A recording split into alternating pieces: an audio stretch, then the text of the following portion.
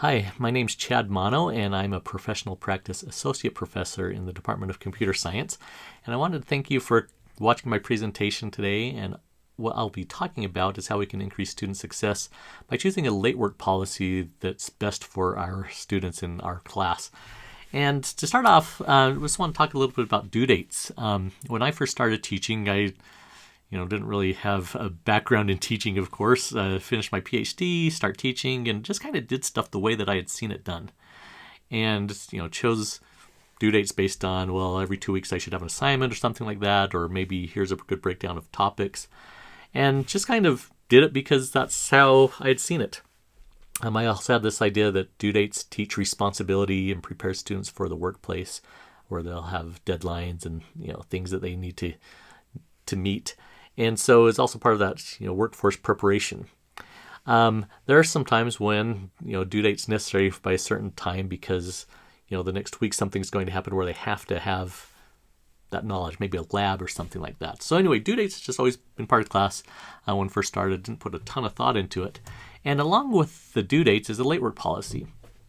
And same thing, I remember started teaching thinking, I had this professor, here was their late work policy. I liked that one as a student, so I'll do that. And then talk with colleagues to get other ideas. And really it often came down to, this analysis of, well, that sounds good. And so might change it up or something like that. But there's a lot of tradition in the late work policies that I've seen and that I've had. One thing behind this, is consideration for students that things do come up, things happen. We want to give them a break. We're trying to be nice, make the class reduce a little bit of stress. But anyway, the late work policies are often pretty basic standards, just things that we've seen. Over the past year or so, I put some more thought into late work policies, and really where this needs to start from is thinking about our students. And I think that we can all agree that being a student now is very different, especially if you're of my age or older, maybe even a little younger, that students' experience is very different now than when I was a student. If we think about what we might call a traditional student, where they're a full-time student, living on campus or near campus, and maybe a part-time job, students are under a lot more demands. There's a lot of issues that weren't as big as when I was a student, things like mental health issues and so forth. So thinking about students, what do they need? Now, at the end of this presentation, I'm going to have a couple of links to some papers, some research that you can take a look at, but I'll just kind of mention it as I go. One thing that students are looking for is flexibility in due dates. And this is, really to help them balance their workload. They have so much going on, things they need to take care of, and being able to have more flexibility in managing this workload is a big benefit to them. Another thing that I've learned is that deadlines are not necessarily fair and equitable. I was kind of under the impression, okay, if the assignment's due Friday, it's due Friday for everybody. But, we have a lot of students with different backgrounds and maybe preparation levels, different circumstances. And so those assignments, deadline might not actually be truly as fair as we believe or as fair as we want even. A couple of things with that, there's often what's called a shadow policy. And so this is something that's not in the syllabus, but if you have a student that comes to you and asks for something, you may be willing to say, okay, sure, you can have that. Where a student who doesn't think to ask or doesn't think you can ask isn't going to get that same benefit. So there's policy that's unwritten that you're applying into your class. One place where this really affects students is in first-generation college students and students from maybe a less privileged background, where they're at a disadvantage just because they don't know how college works. They don't know that you can go talk to a professor. They don't have an older sibling who they can say, hey, here's what happened, and that simply say, oh, just go talk to your professor, say this, and a lot of times they'll take that into consideration. And so students that don't come from, don't have these resources as far as college experience to draw from their family or from their circle of friends, they're actually at a disadvantage.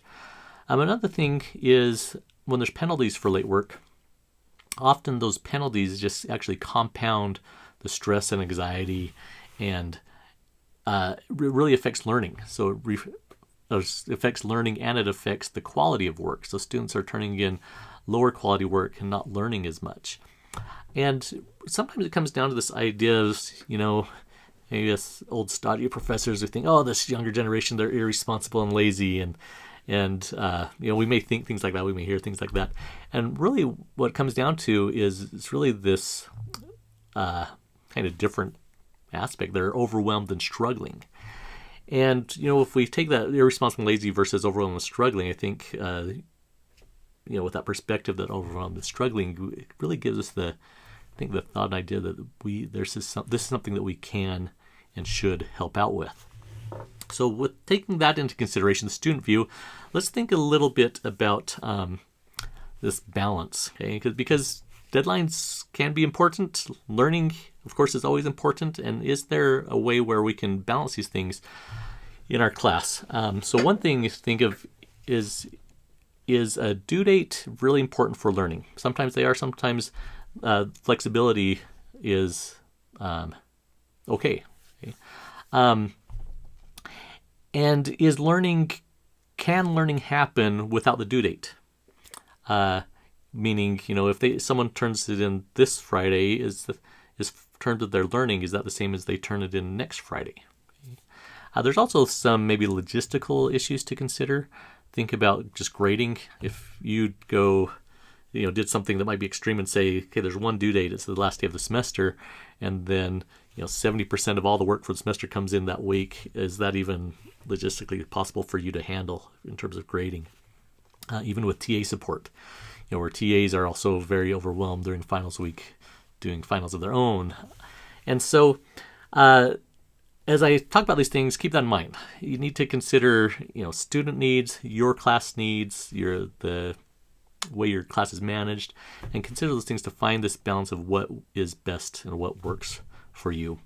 One thing that I encourage, though, is to do things in a really automated way. Okay? And one reason is if it's automated, there's some things that Canvas can do, so you don't have to think about it. There's something that Canvas can't do, and I'll mention one here in a little bit. But having a policy or having a late work policy that's automated is very important for that. But another reason is so that you don't have to be a judge. You don't have to take things on a case-by-case basis. Now, I know there's always maybe the bigger extenuating circumstances, health issues, deaths in family, things like that. So I'm not really talking about those things. But, if a student comes and says, they just had a massive headache that night, or their boss made them work late, or, they just forgot. One thing that and I think that over the past few years, this has been more at the forefront, but we all have implicit biases. So if one student comes in and maybe they present themselves well, and so they give you an excuse, you're like, okay, that's fine, just turn it in by this date. And another student comes in who doesn't present themselves well, or maybe we were having a bad day that day. Are we going to, say, oh, you can't turn it in, that was the due date and you missed it? And are we really doing this fairly? And I don't think that any of us would do this purposely, but I think we know enough about maybe human nature and ourselves that we don't always know all the things we're taking into consideration when we make these decisions. So this idea of removing any biases that we have is very important. Here's the policy, and we'll follow that. Okay. I want to spend the last part of this just talking about various options, some pros and cons between for each option, and some things for you to consider as you think about what late policy works best for your class and best for your students. And the first one is a very common one, something that many of us have done. It's very easy to implement in Canvas. That's some type of penalty per day, and that could be something like you can turn in an assignment late for up to 2 days, and each day you lose 20% of the points possible, or something like that. This is a nice one because Canvas can manage it for you. Canvas will actually manage a penalty based on the number of hours it's late also, so you can someone is not penalized as much if it's an hour late as it is if it's 23 hours late. So it's a very common one, very easy to implement. So that's really the big pros to this. One of the cons is that it doesn't take into consideration accommodations. So if there is some type of accommodation that you account for, then you actually need to manually go put that in, hear from the student, and go adjust it. But again, very common, very simple to do. Another one is a free late pass, or a freebie. So you can turn in one assignment late, no questions asked. Again, very common. This one is actually hard to manage unless there's some better way I don't know of in Canvas. And you could have a policy where it's the first late one you turn in. Then that's the one that you don't get penalized. But then you have this question, well, what if my first late one was on a 50-point assignment? Then I have another late that's a 100-point assignment. Can I switch it over? Or if the student gets to choose. The management of this one is actually pretty difficult to keep track of. And so that's one reason why you may not want to do this. But again, it is a very, very common one to do. Another one is to drop the lowest score. Now this one, I remember having this one even back in high school. One issue with this one, maybe perhaps the biggest, or maybe I guess there's two big ones, but one big one is that often your students won't turn in the last assignment. If they've done really well and they're happy, then they just skip the last assignment, and often that last assignment is an important one because it may bring into a lot of stuff that they've learned throughout the semester into one bigger assignment, or this is the last topics of the year are very important, and then they just skip that assignment altogether. Another thing is that they may just skip an assignment during the middle of the semester, and then so they don't even spend time learning that content. And so this one really can affect the learning in your class. But again, it is a pretty common one that happens. Next one is assignment grace, and this is one that I use, and I'm not sure if this is a name this is what I call it. I'm not sure if there's a more common name for it. But for this one, I give so many points at the start of the semester to everybody for their assignments. Let's say it's 100 points. So start of semester, before you even turn anything in, you have 100 assignment points. And that can be used for anything. So this is the accommodation. If you have a headache one night, then the points that you lose by turning it late, or if it's not accepted late or whatever, those points are made up by this assignment grace. You don't need to ask for an accommodation. It is the accommodation. One reason why I like this one is if you can imagine a scenario where a student turns in every assignment on time, but let's say there's 10 assignments and they miss 10 points per assignment. So at the end of the semester, they've lost 100 points. With the penalty per day or one freebie, with the penalty per day or the drop the lowest, there's nothing that benefits this student. Okay. Now consider a student who gets 100 on every assignment that they turn in, but there's one assignment they just don't even do at all. With the drop lowest, that student gets a pretty big advantage over the student who just lost a little bit at a time. Or if the student turns in one assignment late with the one freebie, so they're getting a pretty big accommodation, getting points for something that they didn't have in by the deadline, and this other student who turned in everything on time but just lost a few points here and there, they don't get an accommodation. So this assignment grace is one that I like, and as I've done surveys with students, they really like it because it gives an accommodation to the students who really don't need it, and they feel like that's pretty fair. Okay. This is really easy to implement in Canvas. You just create an assignment worth 0 points, and then you can assign points to an entire assignment. If you go to the gradebook and click on the little menu for that assignment, and you can assign points to everybody all at once. So it's really easy. Create a 0-point assignment, give everybody 100 points or whatever, and then you're all done. And then on the assignment page, you can explain what this is for. This makes up for when you're just not feeling well. Your boss called you in, all these types of things you just forgot. And then you could also mention, of course, but contact me if it's a medically emergency or things like that. Okay. Let's see. Next one is no due dates at all. This is an argument made in some of the papers that I'll link to at the end.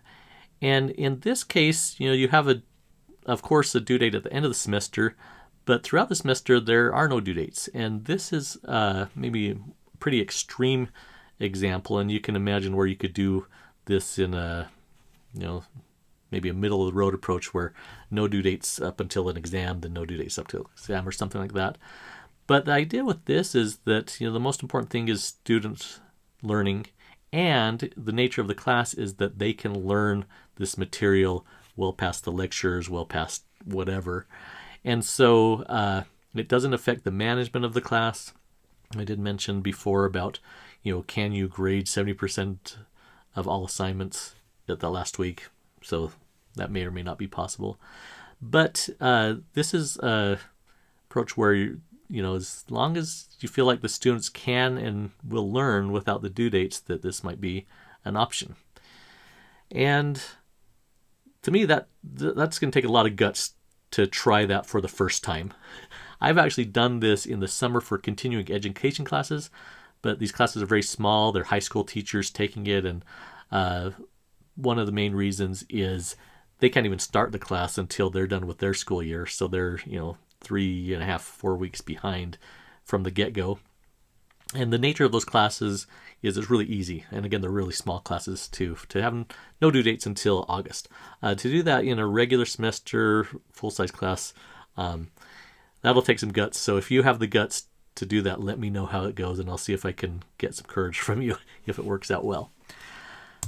Next one is a grace period. Now, grace period can mean a lot of things. I'll explain what, this was one of the articles that I'll link to talked about, and I had heard of this before, but it is always kind of strange to me, and I'll explain why. So grace period is, let's say the due date is Friday, and then you have, say, a 3-day grace period on every assignment, and so someone could take advantage of this every single assignment for the whole semester. And so this grace period is 3 days, so you just have to have this assignment in by, say, Monday night. And so when I heard of this, I was like, well, why is the due date not just Monday then? Why do you have a due date and a grace period where there's no penalty? And it took me a while to catch on that this is a little bit of a not a psychological trick, but there's some psychology to this. If a student meets the due dates, they know they're on time. They know they're on pace, and they're fine. If a student is into the grace period, they actually know that they're behind schedule. But they are able to catch up that work without that fear of the penalty. I mentioned before about how penalties just increase anxiety, increase worry and stress, and results in poor work. But if a student knows that they're busy all week up through Friday night, the assignment's due Friday, so they know they're behind, but they know that they have this grace period of the weekend where they can do it, then they can spend the time that they want to learn that material rather than worrying or turning in work that they're not proud of and the result of them not learning as much. So this grace period without penalty sounds kind of funny, but is great. And I actually tried this out this summer in an online class. And the nature of this class is this is very easy. So assignments are due Friday, and I gave actually a 1-week grace period for all assignments. And I've had a number of students already tell me how great it was that they had this and this planned, especially in summer. They had a vacation planned or work came up or something, and they were able to manage everything without talking to me about accommodations, without worrying about it. Some of them even had, take advantage of this grace period planned a month in advance because they knew something would come up. So this one, if the nature of the class works, this is actually a great one where a student, again, they know they're behind, but they know that they can catch up without worry, and that actually has turned out to be a great thing. Now, there are many other late policy options that you can do. There's actually a lot that you can do within these. So if you have something like assignment grace, where everybody gets some certain number of points, and combine that with a penalty per day or penalty per hour, that's something that you can do. You can also have a grace period, and then after that grace period is over, then you have a penalty per day or something. So there's actually a lot of options. The point of this, though, is to give us a chance to consider our late policies and the purpose of our due dates. Is it because it's tradition, or is it because there's something in class that requires that due date? and to think about the way that we implement them in our class to see if there is a way for your specific class that will work better, that will work within how you manage class and teach class. It'll work within the logistics if you have labs, things like that, but will also work with students in a way that will help them increase their success in learning and reduce the amount of stress and worry that can be caused by them just feeling overwhelmed, and so they can be and feel more success for the student. So with that, here are some of the links, especially that second article has a bunch of links in its references that are great. I imagine that you're getting a copy of the slides as well, so you can just click these rather than try and write all these down from the video. And with that, thanks for your time. Thanks for listening. And if you have any thoughts on this, I'd love to hear from you. You can send me an email and let's meet up.